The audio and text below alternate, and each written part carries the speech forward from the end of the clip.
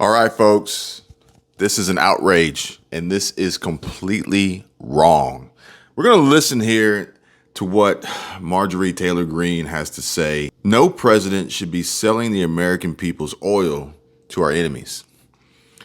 Joe Biden is creating a national security crisis and a national energy emergency. He must be impeached. Hashtag impeach Biden. Now, irregardless of what you may think or how you may feel or what immediate response and reaction you may have, let's play this video and hear what she has to say first before we make any assumptions or any judgments. And if you've already seen this, then feel free to go ahead and comment now. But if you haven't, let's see what she's got to say. I just introduced articles of impeachment on President Joe Biden. Joe Biden is selling our strategic petroleum reserves. This should never happen. He is draining our reserves and selling our oil, Americans' oil, to foreign countries, and China is the top buyer. China is our enemy. They are not our friend. They're buying Americans' oil. The Strategic Petroleum Reserve is our emergency supply for if something goes wrong in this country. It's now down to 434 million barrels of oil. That is nearly half of what it was when President Trump left office. This is an outrage. This is completely wrong, and no president of the United States should be doing this to the American people. It's going to create a national emergency crisis, and that's exactly what President Joe Biden is doing. This is the number, HR 1362, impeach Joe Biden. So we got HR 1362, impeach Joe Biden. And something that is very important here is something she said early in this video. I just introduced articles of Listen here. On President Joe Biden. Joe Biden is selling our strategic petroleum reserves. This should never happen. He is draining our reserves and selling our oil, Americans' oil, to foreign countries, and China is the top buyer. China is our enemy. They are not our friend. They're buying Americans' oil. Yeah, to allow our petroleum reserves, number one, to be sold. Number two, to China. Why? Why? Why? Why? Why? Why? Why? So let's see here. We got an article from July 26, 2022. Now, I don't know if what Biden is doing qualifies for his impeachment. I'll have to do a little bit more research on that. But U.S. to sell 20 million barrels of oil from strategic reserves. And this is back in July of this year. And I've reached my article limit. But here, according to factcheck.org, it says that U.S. selling oil from the Strategic Petroleum Reserve to the highest bidding companies. Question, is the Biden administration selling crude oil from the Strategic Petroleum Reserve to other countries? With their answer being, the oil is sold to eligible companies that make the highest offers. Some of the companies are U.S. subsidiaries of foreign companies, and some that purchase oil have then exported a portion to buyers overseas. Exports increase the global supply and still help with the U.S. gas prices, according to experts. So I don't know if it's as cut and dry as Biden is allowing. As Biden is allowing for the highest bidder in this particular instance, based on what Marjorie Taylor had to say, being China buying our oil, or if it's the highest bidder is then selling it to China, which if that's the case, then her complaint and her gripe would actually have to be with some of these private institutions and these privately owned and run companies, and or perhaps publicly traded. But despite that, she would then have to go in and introduce some form of restriction and some form of sanction to prevent the sale to China, which then is a huge impact and implication and an imposed government intervention on a company's ability to conduct business the way that they so choose. Capitalism at its best, purely for profit. And what does that mean? What does that mean for, beyond the whole presidential impeachment, which you guys comment below and let me know if she's got any traction whatsoever with this claim, or anything, or any real merit to get any real force behind it to see any form of possible impeachment of President Biden, which I highly doubt. Besides the simple fact that there's a handful of folks out there who just don't like what he's doing. They don't like how he's running the country. But even Putin said it himself. It's like he's been through 4 or 5 different presidents in his lifetime, and he's seen them all. They're puppets. They the guys with the black suits and the briefcases, they show up and tell him what to say and what to do. He's not in charge. He's just whoever's going to be on the screen to look the best and or the worst, depending on what they choose to happen, what their agenda is, what their concerns are, what their pushes are. So, yeah, I don't know about that. Gas prices are still high. They're coming down a little bit, but they're still high in relation. But at the end of the day, we still got to remember that the current agenda is to push for green, clean, renewable energy, ultimately we're moving towards battery-powered everything. I actually saw a video the other day about a battery-powered electric-powered excavator. First time being used. And honestly, we will have advancements in battery power. Look at it now. We have Tesla, we have Rivian, we have Porsche with their Taycan, and now the new Macan is going to be coming out full EV with plans on pretty much every vehicle in the Porsche lineup being EV powered. And we are seeing now Ford F-150 Lightning. I think the new Dodge Challenger is coming out, EV, and we're seeing huge advancements in power.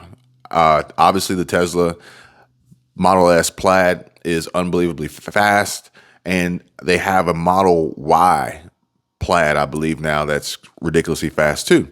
But if you want, you trade speed for range.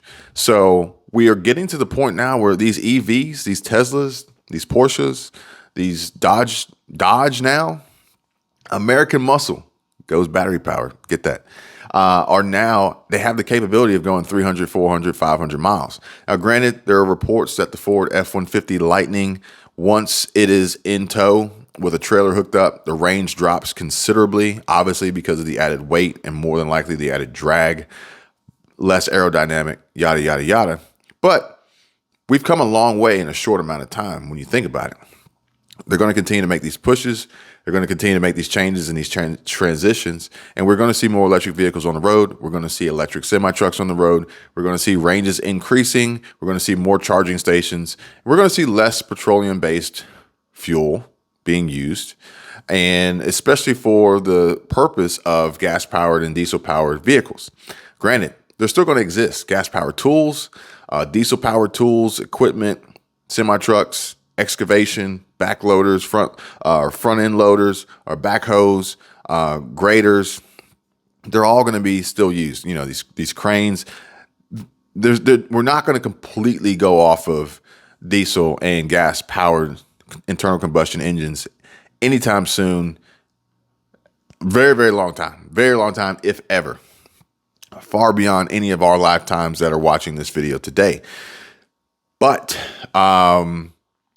is this part of the push? Is this part of the push to accelerate that change and that growth and the to force people into having to make the choice? But here's the crazy thing is, you know, it says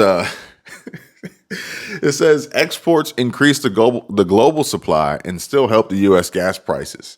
And part of Biden releasing some of these petroleum reserves was to help relieve the gas prices because they were so high. But here's the thing.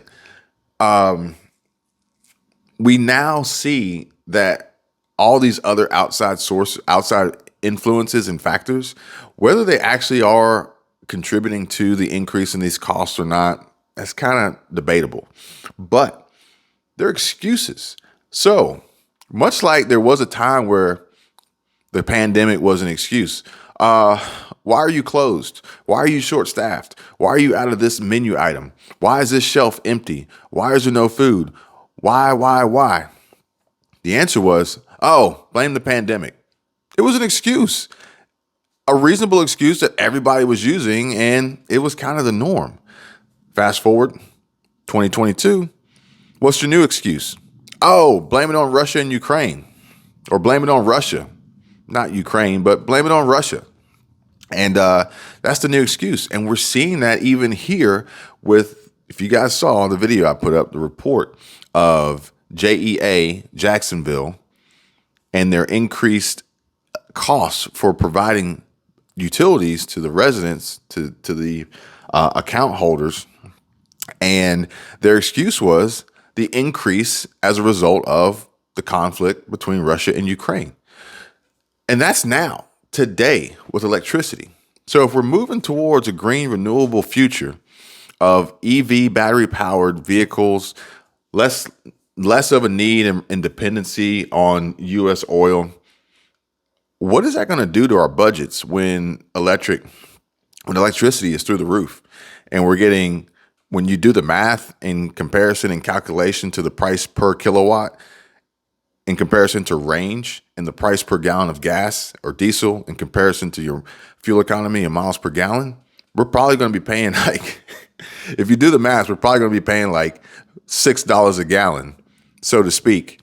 But it's going to be in such a new form that we won't have the quote and the saying of gas prices are high. We're going to have the new one of electricity is high, because that's going to be it. And it's going to be a shortage as we have to figure out a way to realistically produce enough electric energy to even sustain this grid that we're trying to expand upon that is already insufficient as it is. On top of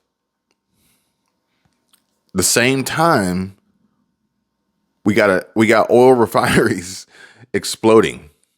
Explosions at oil refineries. I think it was in Oregon, Ohio. And then we had the other BP refinery go down briefly. So we're losing refineries. We're selling our reserves to other countries. Profits are being made. People are pocketing this money. The American people are seeing none of it whatsoever. We are suffering the consequences of such and being pushed in a direction that we all don't necessarily want to go, but we have to because it's their agenda. It's part of their reset plan. But then when we get there, it's going to be a whole new set of problems that most folks are not going to be prepared for. Think about the people now who can barely afford necessities as it is, let alone we're fast forwarding just a few years from now. Like, there's plans and California is one of them. And I think it's like by 2030 or 2035, they're going to outlaw the sale of electric or of gas powered, diesel powered, emissions producing internal combustion engine vehicles, which, if you think about it, a vehicle is still emissions producing, even though it runs on batteries, because there's still an environmental impact of creating that vehicle, maintaining that vehicle, transporting that vehicle, and in some instances, disposing of that vehicle. So it still has an impact on the environment and emissions. So for anybody who says that, it's kind of like a little bit of a white lie. But think about it. We've come, like, the days to me, the weeks, the years, they go by so much faster. So we're going to hit this mandated new requirement of, especially in California, because they're probably going to be like, they're going to be the pioneers. They're going to push this the hardest, and you'll have other states, probably other states on the West Coast or the Western Hemisphere on board with this. And then it'll start trickling over. Then it'll hit the EPA, and then they'll have a push for it, and they'll run it through the Clean Air Act, and it'll be imposed on everybody. But it'll happen so quickly. You're going to look back like, wow, that was just 2022. We were talking about that. But if people are still in a similar situation that they're in today, and or worse, more than likely worse, as inflation is just imagine inflation 10 years from now, and imagine the job market with employment at risk and automation and AI and technology potentially taking over most of the jobs. Imagine what it's going to be like at that time, not only trying to buy one of these crazy expensive electric vehicles, but then have the money available to charge this vehicle. It's going to be crazy. You guys let me know what you think. Drop a comment below. Also, if you want your chance at winning the RTS Tactical Rapid Deploy IFAC portable field dressing first aid kit, the link's in the description. Check it out. And all you got to do is put your name, put your email, and put your YouTube name on it so I know who you are. And we're going to be drawing that for the 50,000 subscriber giveaway at the end of this month. So it'll be announced after October 1st. So you guys click the link, check it out, sign up. It's free. Thank you guys so much for helping this channel reach 50,000. On to the next 50,000. And I'll see you guys real soon. Take care. Bye.